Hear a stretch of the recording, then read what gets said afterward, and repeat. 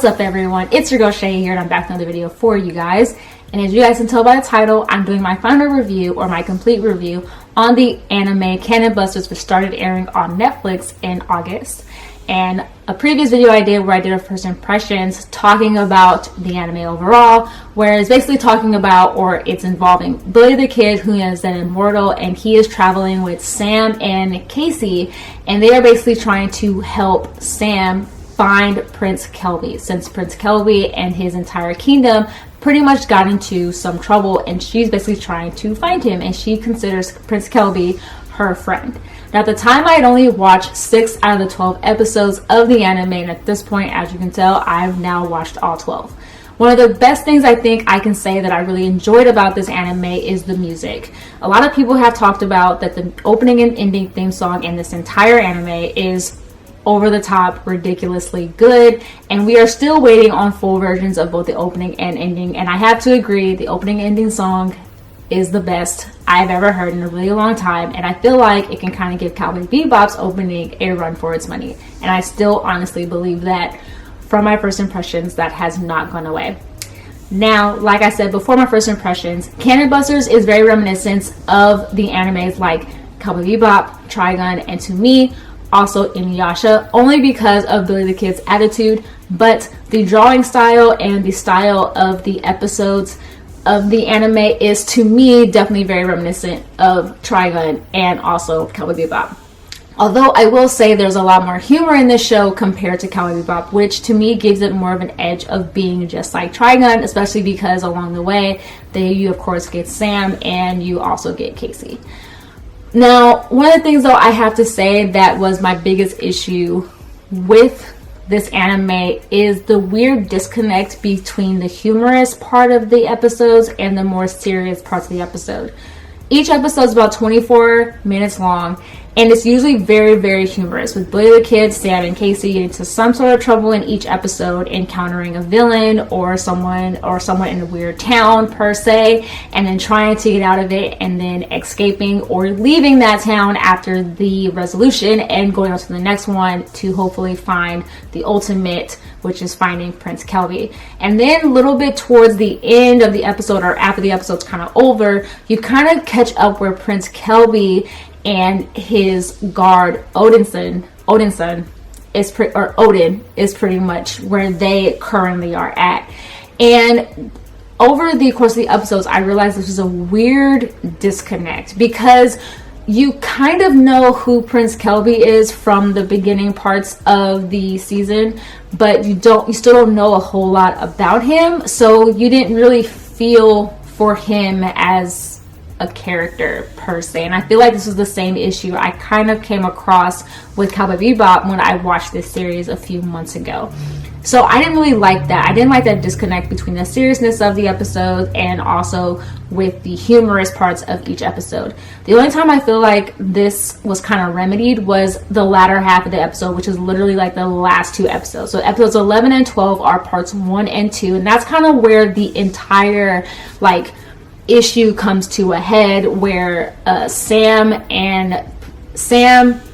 Casey, and Billy the Kid basically find Prince Kelby, and he's in some sort of trouble, along with Odin and along with another character they introduced by the name of Hilda, who is actually kind of along with Odin and Prince Kelby. And to me, that's the only time this issue is remedied, because you do have an overarching issue and you have a very serious episode where you see Sam, trying to save Prince Kelby, but Prince Kelby having this weird jerk-like tendency towards Sam, where he doesn't believe that her AI or robotic tendencies are real, and that she doesn't have human emotions, where she kind of seems like she kind of does.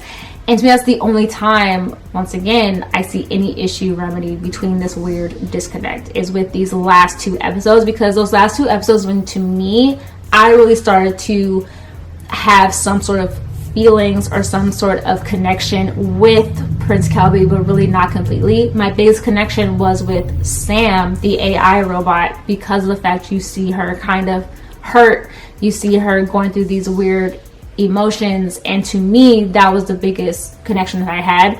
I also will say that you didn't get a whole lot of backstory regarding Billy the Kid. You kind of did, but not really. You kind of got more so glimpses into his backstory, and you seem to realize that there is an issue that he has with Prince Kelby. And that's, to me, was the only time I had any kind of recollection for a backstory regarding him per se. You did get a little bit more of a backstory with Sam towards the end, and you did get one kind of with Casey. But overall, those are the only backstories I really saw. But it wasn't like a whole episode like Cowboy Bebop where they devoted whole episodes to a certain character's backstory, which made you feel more for the particular characters. The only characters like I can honestly say I really felt for or felt a connection to was, of course, Billy the Kid, Sam, and also Casey. But I feel like you should, because they are the main characters that you see over the course of these 12 episodes. Now, I do have a feeling that there is definitely probably going to be a second season. We'll have to see regarding Netflix. But because of the way the show basically ended, you kind of already know there's going to be a second season. And hopefully in the second season, they remedy the whole backstory issue and getting more glimpses into the characters' past. And I hope they remedy the issue between trying to find some sort of a good glue of humor and seriousness, which I feel like they don't yet have. And I feel like in a lot of ways that's where the anime that is closely more compared to Trigun seemed to excel. It had episodes that were super humorous, but it also had episodes where that humor was also twisted in with drama, and it made it a more serious show in certain episodes, but you still didn't lose that humorous aspect. And I feel like with this anime, you didn't have that so much. But that was my biggest issue with this show, which I also feel like was kind of an issue I had with Cowboy Bebop. And it also made it where, at least for me, I didn't feel like the villains were villains in a lot of ways, because we weren't that introduced to them, or maybe that was just me and how I felt, but that's how I felt, and that was my biggest issue.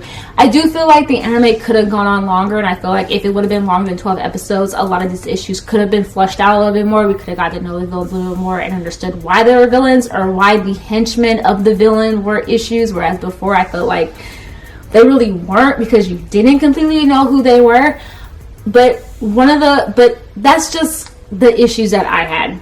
As far as the things that the anime did excel at, which I already mentioned, was the music. I also will say the representation of this show was amazing. And I know a lot of people want to argue and say representation doesn't mean a lot, but it does. And to me, unless you're someone who's not represented in the media a lot, you don't understand why representation is so important.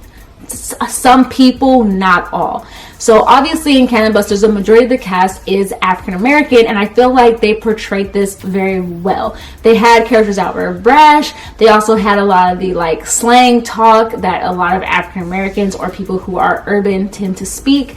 And one of the best things I loved was that they had a character by the name of Hilda, whom actually had a skin condition called vitiligo. And to me, that was a great representation of someone having this skin condition, because it's not as heavily portrayed in the media. And they didn't have it as like they just kind of like threw it in there or any weird kind of a way. They kind of normalized it. They didn't touch on it, but they normalized it. So it was just like, oh yeah, this character has a skin condition. Here they are, but they didn't have to, like, to me at least, I noticed they didn't like point it out or anything, which I thought was amazing. So overall, that was also where they excelled and where I thoroughly enjoyed the show.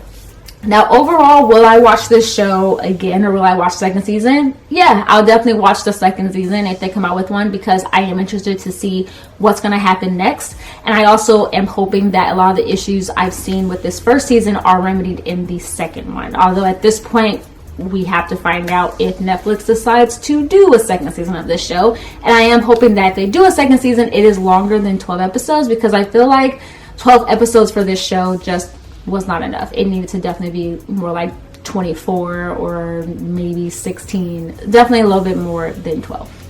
But overall, I do recommend people to watch this show, because if you're someone who enjoyed Trigun, or if you're someone that enjoyed Cowboy Bebop, you will definitely enjoy this show. The art style is very reminiscent of both of those shows, and the attitude of the character is amazing, and the humor in the episodes are hilarious. So I definitely recommend checking it out. But that's my review, you guys. I hope you guys enjoyed it. Of course, leave your comments below on your thoughts on this show if you have seen it. Also, let me know any other anime that you would like me to check out. I know there's a lot that I need to. I know the next anime I plan to watch is Carol and Tuesday, also on Netflix, because I'm super excited for that show. Of course, like always, I'll leave links down below to my social media accounts, my Instagram, my Twitter, my blog as well, so please check me out on there. And of course, I'll have a new video out for you guys on Monday, which is usually my motivational Monday videos. And of course, like always, subscribe if you haven't already. Give this video a thumbs up, of course. And like I always tell you guys, stay positive and be nerdy. All right, you guys. Bye.